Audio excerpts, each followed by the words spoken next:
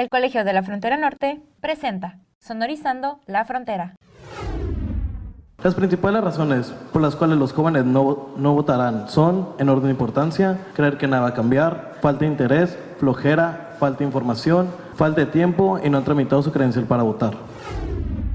Bienvenidos a Sonorizando la Frontera, un programa que se realiza con el esfuerzo del Departamento de Difusión del Colegio de la Frontera Norte. Yo soy Carlos Martínez y hoy está conmigo Gustavo Nápoles. Gustavo, ¿cómo estás? Gracias por invitarme, tenerme aquí. Es una oportunidad importante para expresar parte del trabajo que realizamos aquí, los estudiantes del Colegio de la Frontera Norte. Pues ahorita, antes de entrar un poco en materia, déjenme presentarles a Gustavo. Él es estudiante en la maestría en Desarrollo Regional aquí en el COLEF Tijuana y su tema de investigación es la construcción de la identidad política de las juventudes tijuanenses, el Cabildo de la Juventud como espacio de aprendizaje extraescolar. ¿Eso es correcto? Así es, en efecto. Y Gustavo, como adentrándonos, ¿qué es lo que te lleva a ti? ¿Qué es lo que te interesa? Bueno, este tema es de interés particular porque como condición en la que estoy en este momento como joven, me interesa más bien conocer cuáles son los espacios en los que nosotros podemos incidir, digamos, más directamente en atender las problemáticas y coyunturas que están aconteciendo a nivel local, en este caso pues a nivel municipal, ¿no? Incluso estatal. Entonces considero pues que las juventudes como tal suponen un parteaguas para poder, digamos, atender a estas cuestiones o problemáticas que hay. Entonces me interesa estudiar esta parte porque es de gran relevancia. Ahorita yo comentaba que estás estudiando la maestría aquí, pero de manera previa, ¿qué estudias? O sea, ¿cuál fue tu licenciatura? Yo me formé como interventor educativo en la licenciatura de Intervención Educativa en la Universidad Pedagógica Nacional, Unidad 022 de aquí de Tijuana. Esta licenciatura, pues, digamos, me proporcionó una base científica en cuestiones de metodología, sobre todo cualitativa, también una base axiológica, digamos, de valores para poder aproximarme y trabajar, pues, con los sujetos. Y es un tanto multidisciplinaria porque si bien está sentada en la cuestión educativa, también atraviesa los campos de la sociología, la antropología, la psicología, porque al final de cuentas la educación, digamos, pues es un hecho o un fenómeno que transversa muchas circunstancias de la vida cotidiana, ¿no? Por eso, digamos, es un tanto la formación que tengo. Y ahora sí como que adentrarnos un poco en los conceptos de tu investigación, como profundizando en ellos, para los que no están tan versados en el tema, ¿qué es una identidad política y qué es un cabildo? Para contestarlo, primero vamos a definir o a ver qué es lo que implica una identidad por sí sola. Una identidad pues tiene que ver con rasgos distintivos de una persona, ¿no? Cuestiones que uno va introyectando o asimilando en función de las experiencias, es decir, una identidad que me identifique a mí, que me dé, digamos, una distinción dentro de un campo socialmente diverso. ¿Qué particularidad presento yo entre ese universo de sujetos? Una identidad política, desde la propia literatura de estudios políticos, ya tiene que ver en cómo los sujetos se entienden y forman parte del sistema político. Es decir, qué valores, qué creencias, qué ideales, qué posturas asumen para, digamos, formar parte de red política y a su vez pues convivir dentro de este espacio como tal. Los cabildos, así una definición sucinta muy breve, pues tiene que ver que es un órgano que está a nivel municipal, pues con la finalidad pues de administrar y atender los asuntos que conciernen en un plano político, social, económico, cultural a nivel municipal, ¿no? El COLEF pues tiene varias sedes, diferentes estados. O sea, para los que no estén como tan enterados de la situación como política y de participación en cuanto a jóvenes, más o menos como una breve introducción que nos podrías como presentar. Bueno, la cuestión de los jóvenes se puede ver de distintas vertientes. En este caso existe o ha existido una noción desde la década de 1970 para acá, en la que existe un paradigma llamado adultocentrista. Esto tiene que ver que, digamos, los adultos son el estadio superior de la humanidad, es decir, se relega a los jóvenes como personas que no tienen experiencia, que les falta madurez, que no tienen, digamos, una capacidad de autonomía o de juicio propio para poder llevar a cabo intervenciones en el terreno político-social. Este paradigma se ha venido, digamos, diluyendo precisamente a raíz de hechos históricos como la propia manifestación estudiantil del 68 aquí en México, el Mayo francés también, que aconteció de manera simultánea en Francia. Y por ejemplo también la globalización, digamos, ha venido a potenciar la figura de los jóvenes porque son los que más rápido se adaptan a los cambios tecnológicos, a las transiciones que hay en las sociedades, y digamos que también han ganado terreno en el aspecto político. Por eso, digamos, se están materializando estos esfuerzos que se comienzan a ver aquí en México, ¿no? Al menos aquí en Baja California, pero ya hay un antecedente desde principios de este siglo que se les comienza a dar mayor protagonismo. Entonces los jóvenes dentro de la política, digamos, se han estado posicionando como actores estratégicos porque han logrado ir teniendo ese reconocimiento del que antes carecían. Continuando en el terreno de México, ahorita platicábamos sobre que en Toluca, me parece. Así es. Era donde se instaló este Cabildo de la Juventud, que se retoma desde hace poco aquí en Tijuana y que está expandiendo en los estados. Pero, ¿cuáles son como las facultades o qué le otorgas a los jóvenes que forman parte de este cabildo, ¿no? Quienes impulsan estas iniciativas generalmente están apoyados en un discurso en el que tratan de posicionar a la juventud en un plano más operativo, más activo, precisamente otorgándoles estas oportunidades de ingresar a la administración pública bajo estos órganos de Cabildo de la Juventud. Lo interesante es conocer cuáles son los alcances de estos espacios como tal. Por ejemplo, en el caso que nos anticipabas en Toluca, este ejercicio de Cabildo de la Juventud es llevado como tal, pero se le asigna que es un cabildo de simulación, es decir, las acciones que se llevan a cabo en este cabildo únicamente obedecen a cuestiones didácticas o formativas, y por eso un tanto la pretensión de estudiarlos como centros de educación extraescolar, ¿no? Es decir, en este momento ya la escuela no es el único lugar donde la educación emerge y nunca ha sido como tal, pero siempre ha sido, digamos, la institución más directa. Ahora con la cuestión del internet, las nuevas tecnologías, la educación autodidacta está a nuestro alcance de las manos a unos cuantos clics. Y bueno,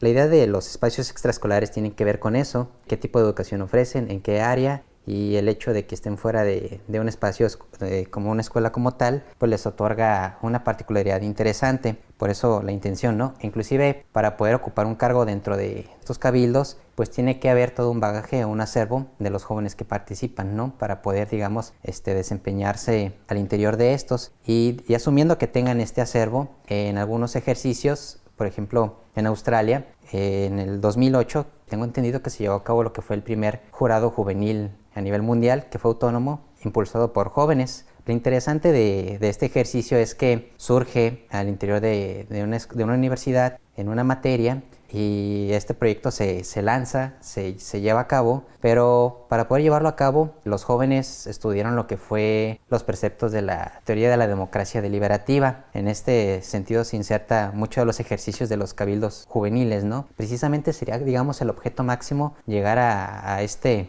punto de la democracia deliberativa, es decir, yo dispongo de información como joven, lo converso con los demás, lo dialogamos, y en función de eso pues emitimos una serie de recomendaciones que están fundadas, que son sólidas y que van a atender X problemática, ¿no? Pero para ello, digamos, hay una antesala de educación pues que se tiene que llevar a cabo, ¿no? Inclusive durante todo el proceso está, digamos, presente. Ya como enfocándonos más como en la Tijuana, municipio de Baja California, uno de los niveles de abstencionismo a nivel nacional de los más altos. Claro. No, es que sí, creo que el segundo lugar más alto. Sí. Esto del Cabildo de la Juventud podría representar una oportunidad para acercar a los jóvenes de nuevo a los procesos políticos y democráticos, ¿o tú qué opinas? Yo considero que las potencialidades como tal sí las tiene. Sin embargo, considero que por sí solo no va a poder atajar esta problemática, ¿no? Tengo entendido que las cifras o los datos de estos últimos procesos electorales ni siquiera se llega al 30% de la participación del electorado en general. Una cuestión sumamente interesante, ¿no? Sabiendo que Baja California históricamente se le ha conocido como la cuna de la democracia,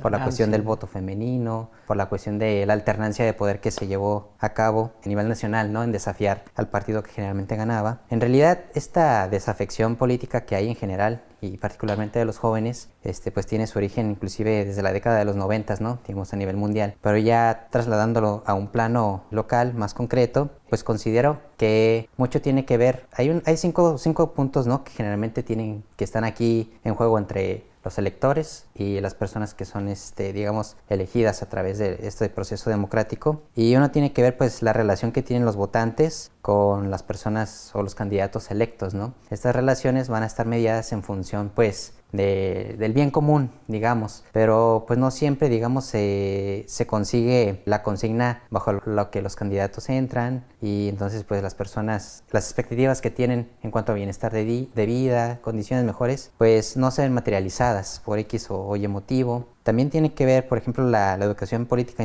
que es insuficiente, ¿no? Y la potencialidad de estos espacios como los cabildos. Digamos que la población pues requiere desarrollar ciertas habilidades o conocimientos básicos para involucrarse o acercarse a las instancias políticas institucionalizadas, porque pues también pueden participar, digamos, de manera informal. Entonces, yo considero que es necesario, sí, hacer uso del cabildo como una plataforma, digamos, para atender esta cuestión, pero también es necesario la creación de una red de otras instituciones, más precisamente lo que llaman innovaciones democráticas, ¿no? Estos espacios que están destinados a la involucración política de los ciudadanos como tal. Y lo interesante de las innovaciones democráticas es que hay una serie de variantes. Si no es un cabildo, puede ser un jurado ciudadano, puede ser una asamblea, puede ser un día en particular en el que se designe que vaya a ser un ejercicio deliberativo. Entonces, considero que es importante como precedente, ¿no? Quizá en este momento no alcance a tener los impactos esperados y quizá haya otros intereses detrás, pero como un primer punto de partida es importante, y que si se puede abatir, claro que sí, pero va a estar en función de no ver aislado esto como una cuestión que está únicamente atada a un solo aspecto. Digamos, hay toda una raigambre, una red de cuestiones políticas, sociales, que detonan estas situaciones, ¿no? Algunas de ellas aquí en la región suelen decir que tiene que ver con la cuestión migratoria, con la cuestión de la violencia, y eso al final de cuentas es cierto, ¿no? Porque la construcción de una democracia, o las democracias fuertes, se tejen en aquellos países o regímenes donde hay bienestar, donde los jóvenes, los adultos, todos tienen, digamos, voz y voto en lo que son las conducciones, la elaboración y generación de políticas públicas como tal. Muy interesante lo que nos estás platicando. ¿Qué te parece si pausamos aquí un momento y regresamos a Sonorizando la Frontera? Gracias por continuar con nosotros. Estamos en Sonorizando la Frontera. Y Gustavo, ahorita estás en proceso de tu investigación. ¿Qué esperarías encontrar y que pudieras aportar cuando finalices ese trabajo? Bueno, es una pregunta sumamente interesante, ¿no? Incluso yo me la hago desde que estaba planteando los objetivos, los alcances de la investigación, y uno va haciendo ajustes en función de lo que va conociendo. Yo la verdad he hecho únicamente una aproximación documental, es decir, revisión de medios, he estado consultando información directamente a los órganos de transparencia, y he encontrado que, por ejemplo, aquí en Tijuana, el Cabildo de la Juventud ha tenido incidencias en los que son los reglamentos municipales. Tengo entendido que sí han hecho modificaciones, sobre todo en aquellas políticas o instancias que están referidas al deporte, al cuidado del medio ambiente, en cuestiones de juventud también, ¿no? Entonces, yo esperaría encontrar que este espacio tiene ciertos alcances que son positivos, aunque sin ánimos de adivinar o extrapolar, pues yo creo que voy a encontrar algunas limitaciones que será necesario resarcir o atender en función de los alcances que ésta tiene, ¿no? Si me preguntaras a mí cuál es el ideal de un cabildo juvenil, pues te diría yo que sería importante que trascendiera más allá de que fuera un ejercicio didáctico, ¿no? Que fuera más allá de simplemente una simulación, que efectivamente pues estos jóvenes encontraran manera de canalizar sus ideas, de trabajarlas, de materializarlas e instrumentarlas propiamente en políticas, ¿no? Porque al final de cuentas, digamos que tienen las capacidades para ello, yo asumo. He platicado también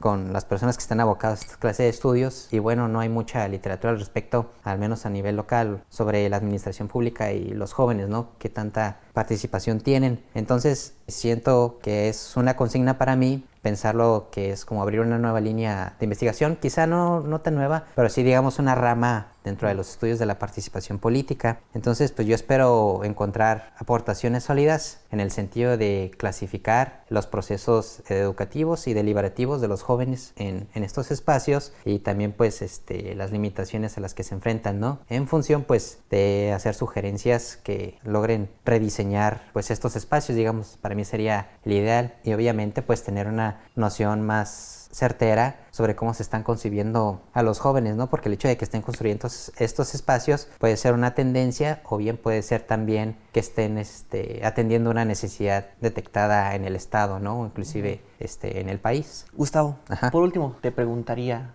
para ir acercando a estos jóvenes al mundo de la política, no sé, algún una película, serie, libro que tú les recomendarías de véanla, esto los va a interesar?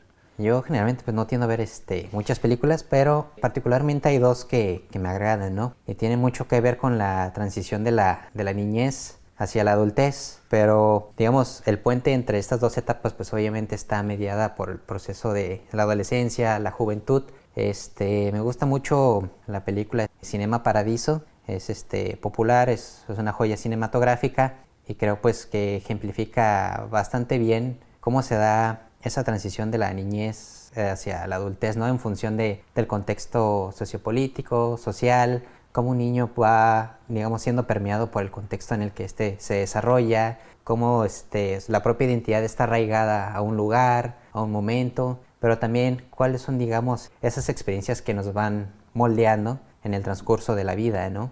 Pienso que sería importante revisarla.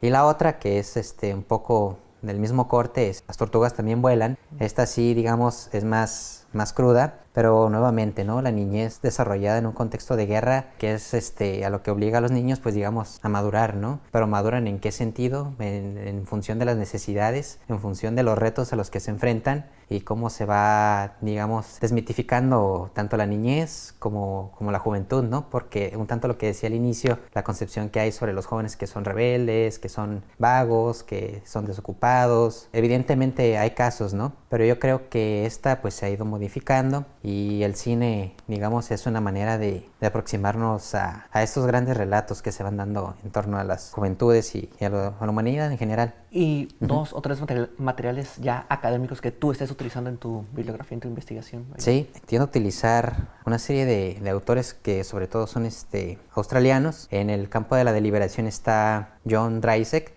quien propone la cuestión de la democracia deliberativa y cómo va agarrando fuerzas a partir de los 90s. Él ofrece una definición de lo que son estos espacios de participación de manera general como foros deliberativos, y ahí se insertan lo que son los cabildos, ¿no? Los cabildos juveniles. Digamos que es de ley tener que revisar a John Dryzek porque pues ofrece, digamos, los fundamentos para entrar a lo que es bien la participación activa de la ciudadanía. Cuestiones de participación de juventud, está Erik Anderson, realiza trabajos en Suecia. Precisamente él propone el enfoque de la pedagogía pública, ¿no? En estos espacios, si los cabildos como tal son diseñados para preservar el orden político o si son diseñados, digamos, para que los jóvenes realmente se desarrollen y impregnen su visión de lo que implica ser joven, ¿no? En un plano político. Bulling, quien ha planteado precisamente el concepto de innovaciones democráticas para trabajar la democracia deliberativa en distintos tipos de ejercicios de participación para jóvenes, ¿no? Ya mencionaba, por ejemplo, el Jurado Juvenil de Australia,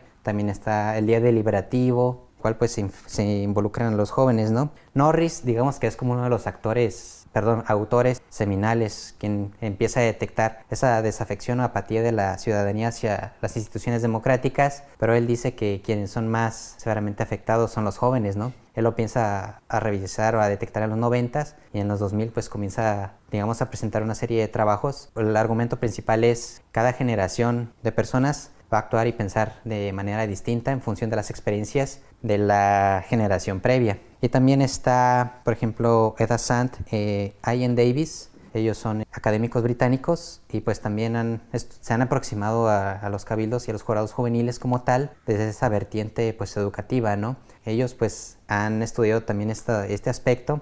Ellos arrojan un resultado muy interesante en el que si bien estos espacios están diseñados, digamos, para inculcar valores, para que estos jóvenes se alienen al orden existente, al final de estos procesos los jóvenes desarrollan una postura heterodoxa o más bien desafían el orden como tal. ¿Por qué? Pues por las mismas interacciones que los jóvenes van teniendo con los funcionarios, ¿no? Evidentemente hay una gran variedad de llevar a cabo estos procesos y generalmente involucra entrar en contacto con personas que están fungiendo como servidores públicos, autoridades. Entonces los jóvenes, si canalizan sus idearios, posturas hacia estas personas y no son atendidas como tal, van a decir pues ¿qué sentido tiene participar aquí si no vamos a ser tomados en cuenta? Entonces hay resultados en los que lejos de formar a los jóvenes bajo una línea, realmente los invita a acceder a otros espacios como el performance, las manifestaciones, ¿no? Digamos, sí voy a ser un actor político, pero voy a seguir a través de los espacios informales. Entonces, es un objeto de estudio que se le puede dar múltiples lecturas, pero yo creo que la cuestión de los jóvenes y la participación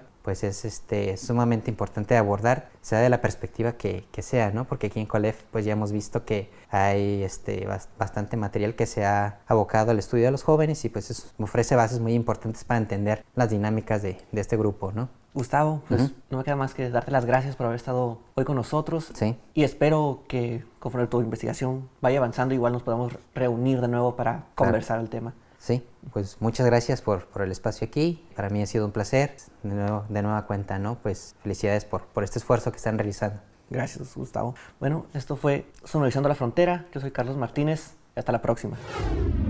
Una producción del Colegio de la Frontera Norte.